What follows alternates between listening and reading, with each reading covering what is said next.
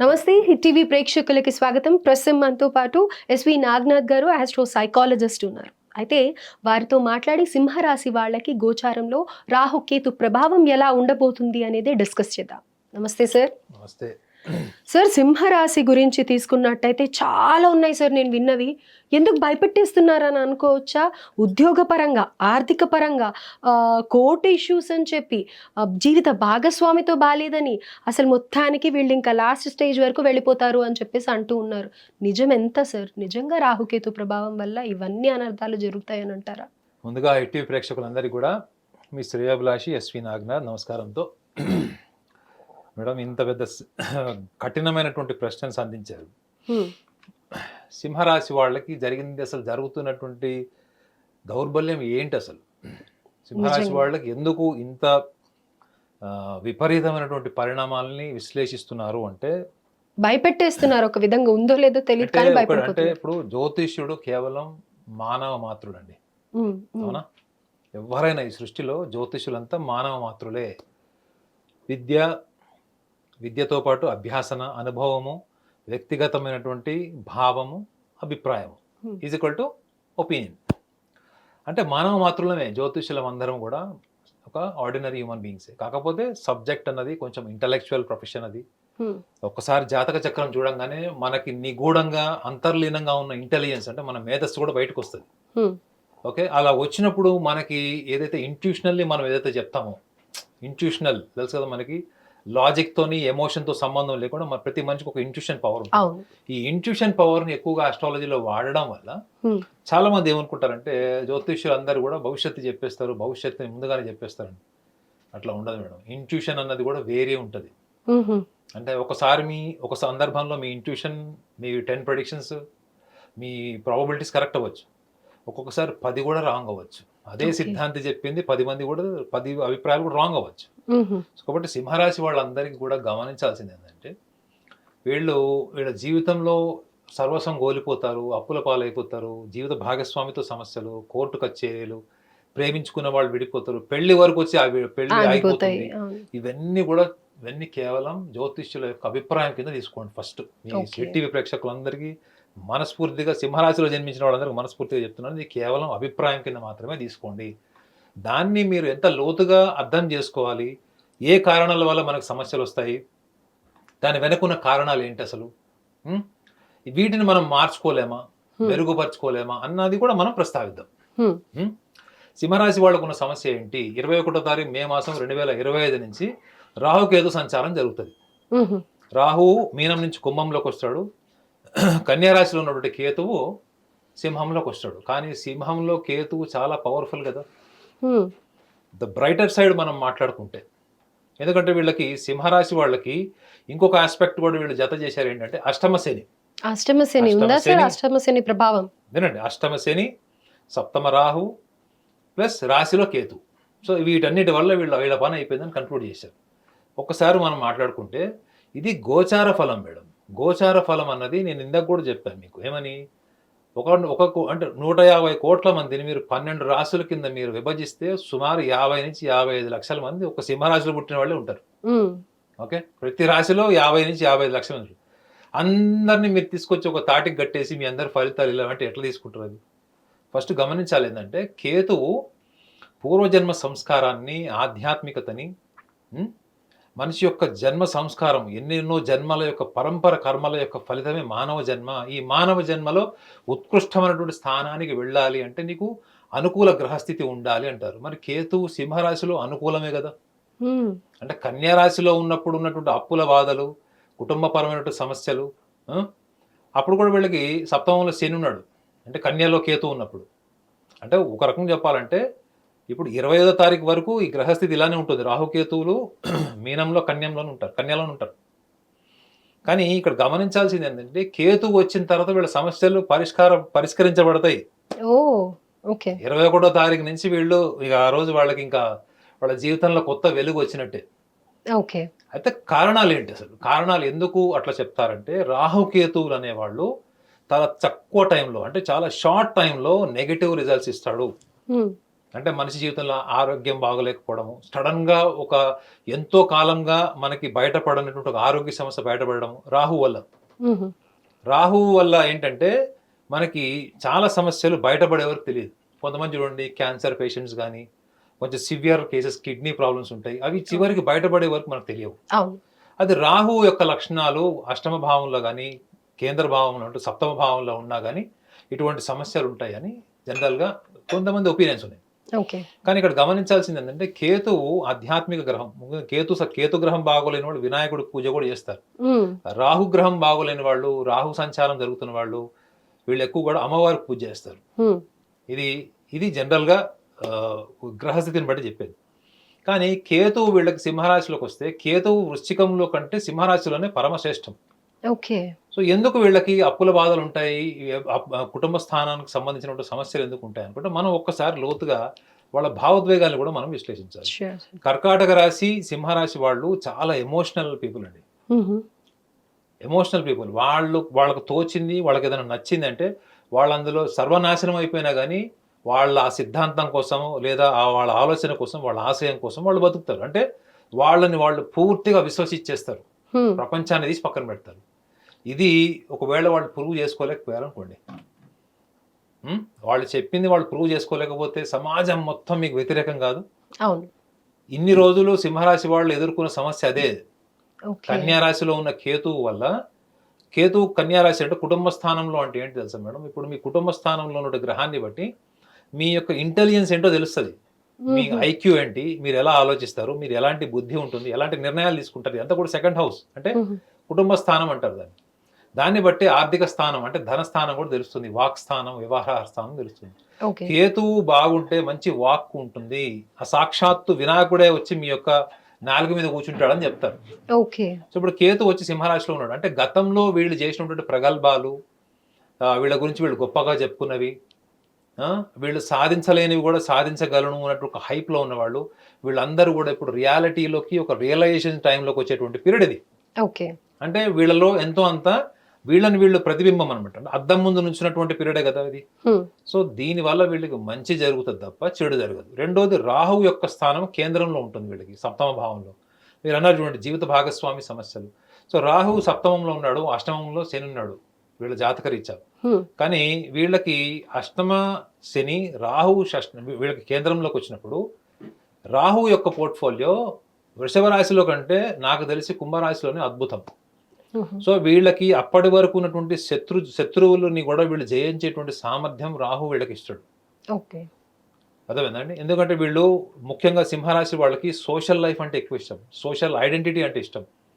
వాళ్ళు ఎక్కడ ఉన్నా కానీ చాలా క్రియేటివ్గా పనిచేస్తారు. క్రియేటివ్గా పనిచేయడమే వాళ్ళకు ఉన్నటువంటి స్ట్రెంగ్త్, అదే వాళ్ళ బలహీనత, అదే వాళ్ళ ఖర్చు కూడా అవుతుంది. ఓకే. మీరు క్రియేటివ్గా ఇన్నోవేటివ్గా పనిచేయాలనుకున్నప్పుడు మిమ్మల్ని ఛానల్లో ఉంచుతారా మేడం చెప్పండి? వాళ్ళు చెప్పింది మీరు పనిచేయాలి. హ్మ్. మీరు క్రియేటివ్గా పనిచేసేటప్పుడు మీకు ఏం ముద్ర పడుతుంది? మీరు అహంకారులను ముద్ర పడుతుంది, హ్మ్. మూర్ఖులను ముద్ర పడుతుంది. వీడికి ఏం తెలియకపోయినా వీడు బిల్డప్ ఎక్కువ అనుకుంటారు. ఇవి సర్వసాధారణంగా మన దగ్గర నిర్ధారించేటువంటి విషయాలు. సో కాబట్టి ముఖ్యంగా వీళ్ళకి రాహువు వల్ల వీళ్ళకి ఈ సంవత్సరం అంటే గడిచేటువంటి ఈ 21వ తారీఖు మే మాసం నుంచి సుమారు ఒక 18 నెలలు వీళ్ళకి గత 2 సంవత్సరాల్లో వీళ్ళు కోల్పోయినటువంటి పేరు ప్రతిష్టలు కానీ, ఉద్యోగావకాశాలు కానీ, ప్రమోషన్స్ కానీ ఇవన్నీ కూడా వాళ్ళకి ఇప్పుడు అనుకూలమైనటువంటి పరిస్థితులను సృష్టిస్తుంది. హ్మ్. అయితే మరి అష్టమ శని యొక్క ప్రభావం ఏంటని కూడా మీరు అడగచ్చు. అష్టమ శని ఏంటి అంటే ఇందులో ఒక్క విషయాన్ని మాత్రం మనము యాక్సెప్ట్ చేయాలి, ఏంటంటే జీవిత భాగస్వామికి సంబంధించిన విషయాల్లో హ్మ్. వీళ్ళ selection of the life partner గుర్తుపెట్టుకోండి. కర్కాటక రాశి వాళ్ళకి, సింహరాశి వాళ్ళకి సెలెక్షన్ బాగోదు. హుహు. They are very intelligent people, but వాళ్ళ సొంత విషయానికి వచ్చేటప్పటికి వాళ్ళకి సెలెక్షన్ బాగోదు. ఎందుకు అంటే వాళ్ళకి నచ్చేది నచ్చంది మాత్రమే చూస్తారు, భావోద్వేగాల పరంగానే చూస్తారు. కాబట్టి అవతల వాళ్ళు రాంగ్ టైంలో వీళ్ళకి నచ్చారనుకోండి, వీళ్ళకి లైఫ్ టైం వాళ్ళు ఉంటారు. హ్మ్. హ్మ్. సో ముఖ్యంగా ఏంటంటే ప్రేమికులు, లవ్ మ్యారేజ్ చేసుకున్న వాళ్ళు కానీ, లవ్ మ్యారేజ్ చేసుకోవాలనుకుంటున్న వాళ్ళు కానీ ఈ యొక్క అష్టమ భావంలో ఉన్నటువంటి శనిగ్రహం యొక్క ప్రభావంకి కొంత వీళ్ళు కరెక్షన్ చేసుకోవాల్సిన టైం అని కూడా అనుకోవచ్చు కదా. Okay. Today you are in wrong decision, today you are in wrong emotion, hmm. Probably this is the time that you are realizing. Hmm. So ఇదొక డూ మంచి యూ time. Consider it is a good time or a bad time? It is a good time obviously. అంటే వీళ్ళకి realisation time ఇది. ఈ realisation టైంని వీళ్ళు బ్యాడ్ టైం అని ఎట్లా అనుకుంటారు అసలు వీళ్ళు? సో సింహరాశి వాళ్ళకి గతంలో ఉన్నటువంటి కుటుంబ సమస్యలు కానీ, జీవిత భాగస్వామికి సంబంధించిన సమస్యలు కానీ, లేదా వ్యవహారికం అంటే బయట ప్రపంచంలో ఉన్నటువంటి వీళ్ళకి సోషల్ ఐడెంటిటీకి సంబంధించిన వ్యవహారికమైన విషయాలన్నింటిలో కూడా వీళ్ళకి అనుకూలమైన వాతావరణమే తప్ప ప్రతికూల వాతావరణం కాదు.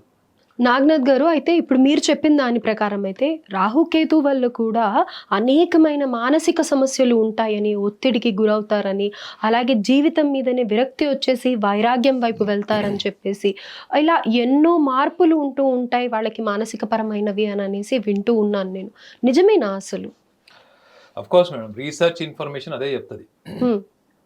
చాలా మందికి మీరు చూడండి, రాహుకేతువులు అష్టమంలో ఉన్న, లగ్నంలో రాహు ఉన్న, కుటుంబ స్థానంలో రాహుకేతువులు ఉన్న, అంటే కుటుంబ స్థానంలో కేతు ఉంటే వాళ్ళకి అష్టమ భావంలో రాహు ఉంటాడు. అంటే 180 degrees వాళ్ళకి ఇది కనిపిస్తుంది అన్నమాట, వేరియేషన్. అంటే సమసప్తమంలోకి వస్తారు. సో అలా గ్రహస్థితి ఉన్న వాళ్ళు చాలా మటుకు కూడా ఇప్పుడు చూస్తున్నట్టు చాలా మందికి అమ్మాయిలకి అబ్బాయిలకి పెళ్లిళ్ళు కావట్లేదు. వాళ్ళ కారణాలు ఏం చెప్తున్నారు? వీళ్ళకి ఆయుక్షీణం అని, లేదా జీవిత భాగస్వాములతో వీళ్ళు కలిసి ఉండరని, విడిపోతారని, లేదా వీళ్ళు వదిలేసి వెళ్ళిపోతారు, ఇట్లాంటివన్నీ జ్యోతిష్యులు చెప్పడం వల్ల చాలా మందికి అమ్మాయిలకు అబ్బాయిలకు పెళ్లిళ్ళు కూడా కావట్లేదు. ఒకప్పుడు కుజదోషం ఉంటే అట్లా చెప్పేవాళ్ళు, ఇప్పుడు రాహుకేతు సంచారాన్ని బట్టి కూడా అలా చెప్తున్నారు.